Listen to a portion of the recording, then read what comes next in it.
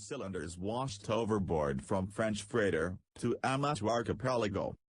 General cargo ship NUKUHAU on February 18 was to call at Atoll Anaa, Tuamotu Archipelago, French Polynesia, but wasn't able to approach at all because of strong wind and rough seas.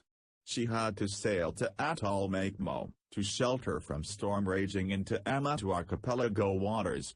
11 gas cylinders containing butane were washed overboard, all or most parts said to be spotted already, warning issued to all ships and boats in the area. NUKUHAU left Papeete, Tahiti, on February 17. General cargo ship NUKUHAU, IMO 7,925,651, DWT 1079, built 1979, flag France, manager navigation Polynesienne, French Polynesia.